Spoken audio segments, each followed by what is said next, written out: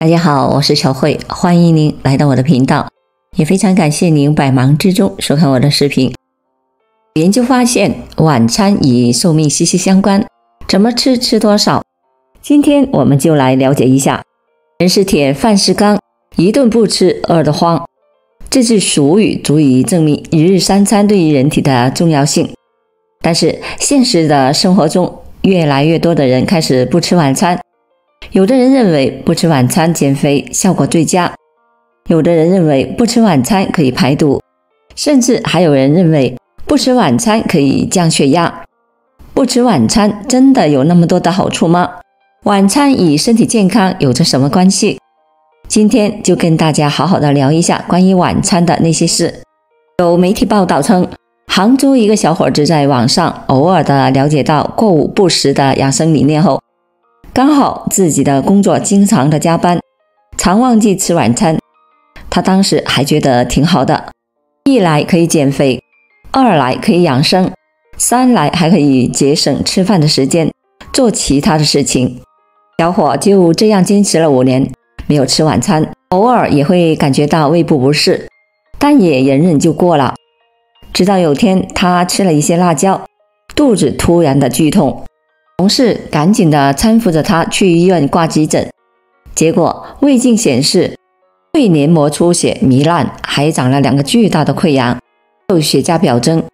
对此，医生表示，正是由于小伙盲目的不吃饭，夜间的活动量又大，才会导致胃酸对胃黏膜的腐蚀，就是在体内形成了胃溃疡。过午不食，疾病找上门。据有最新的研究发现，过午不食可能会真的有好处。一、结合新研究，不吃晚饭或可改善血糖。大多数人的饮食规律就是一日三餐，有些人认为为了减肥或者是养生，则会选择不吃晚餐。那过午不食真的好吗？来自北京协和医院毛一雷、杨化宇教授团队的最新研究发现，利用16:8的轻断食，即一天中16个小时进食，8个小时进食，并且将时间控制在早段进食6点到15点，相比于中段进食11点到20点，效果会更好。也就是说，不吃晚饭更能改善血糖、脂肪代谢、抗炎、肠道健康等的问题。当然，要想限时饮食效果最佳，最好将进餐的时间提前控制在上午的时间段，6点到15点内任意8个小时。这里指的断食并非忍饥挨饿，而是指有时正常吃，有时少吃，绝不是饥一顿饱一顿。需要提醒的是，轻断食并非适合所有的人，对于有抑郁症、晚期肿瘤患者、营养不良者、年龄低于18或者是高于70以上的人群，都不宜贸然尝试，应先通过医生或者是专业的营养师进行评估，再决定是否可行。2、不吃晚饭，小心4大危害找上门。1、免疫力下降。一日三餐中少了一餐，会导致身体能够从饮食内摄入的营养元素缺乏蛋白质，会导致体内无法合成足够的免疫球蛋白，免疫系统功能也会因此大大下降，导致很多疾病有机可乘，在患病后治疗的难度也会增加。2、入睡困难。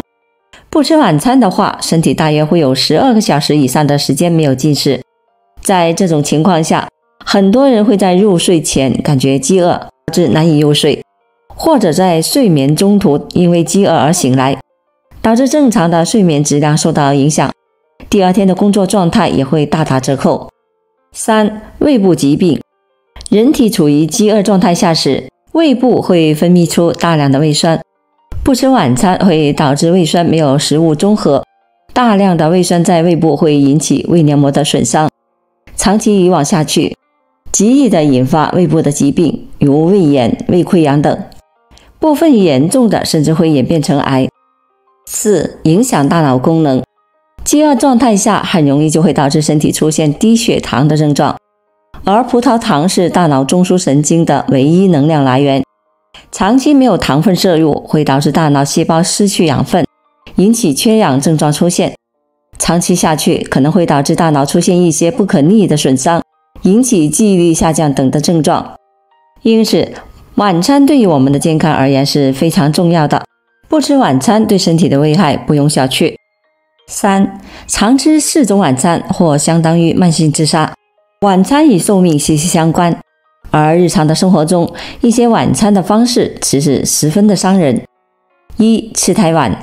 发表在糖尿病护理一项的临床试验发现，习惯睡前1小时吃晚餐的人，具有较低的胰岛素水平和较高的血糖水平，而且血液中的褪黑素水平高出 3.5 倍。可见晚餐吃太晚是不利于血糖控制的。晚餐的时间和睡觉的时间间隔越长越好，胃排空时间一般需要4个小时以上。若按照晚上10到11点睡觉的时间来计算，晚餐最好的时间应该在6点到7点。2. 吃太饱。美国心脏协会科学会议发布的一项研究结果发现，晚上6点后每摄入热量增加 1%， 就会导致血压和体重指数升高。晚餐不宜吃得过饱，7分饱即可，就是胃里还没有觉得胀，没有负担感，看到食物已经不会有饿的感觉。3. 吃太精。有研究发现，晚餐如果吃大量的低质量的碳水，如精制谷物、添加糖以及动物蛋白，患心血管疾病的风险会更高。晚餐应该以蔬菜为主，蔬菜肉类主食比例是2:1:1。若早午摄入的蔬菜不足，则建议加大蔬菜的比例。蔬菜以绿叶菜为主，卷心菜、油菜、生菜等。其次是任意的蔬菜，西葫芦、冬瓜、黄瓜、茄子等。4. 不吃晚餐。有些人极端的选择不吃晚餐，认为对减肥有利。而2021年日本的一项回顾性人群调查研究发现，在3年内不吃晚餐，大学生中男性发生肥胖风险上升了 74%， 女性上升了 68%。